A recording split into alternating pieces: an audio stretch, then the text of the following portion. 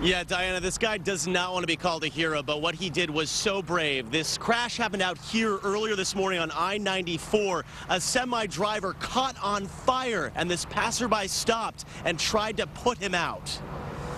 Kept exploding. There was like 5 different explosions, and you could just feel each one. Viewer video shows the fiery aftermath of a crash involving 2 semis. At some point during this blaze, the driver of one of the rigs stumbles from the flaming wreckage of his cab. He too was on fire. I just got past Wayne Road, and I came up on a truck, and it just burst into flames. Michael Widmark was just about 100 yards from the crash. He jumped into action when he saw one of the drivers trying to escape the flames on fire. I started to pat him out with my shirts, and I got him to the median and was rolling him in the grass and finally got him out.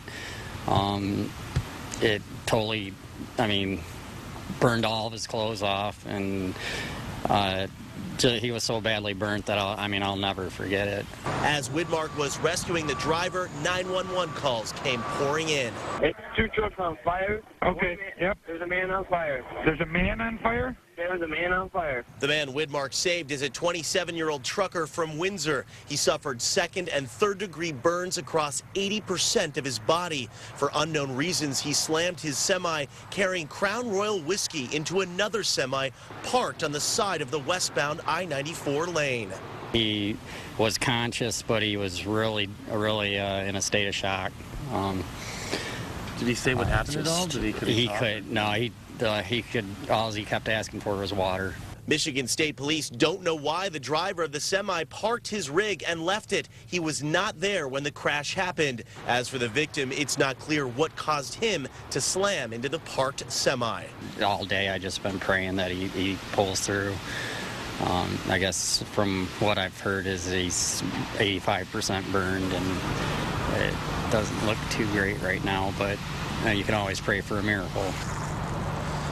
And the victim is still in the hospital right now, listed in critical condition at last check. As far as why he may have crashed into that parked semi, investigators say there's a number of reasons right now. It could have been drowsiness, it could have been texting, it could have been any other distraction. They are still trying to pin that down right now. As far as why that semi was there in the first place, the police are saying right now that they're still trying to determine that. They have just now tracked down the company that owns that semi. The semi was hauling steel, and Michigan State Police, they are going to work with that company to track down the driver.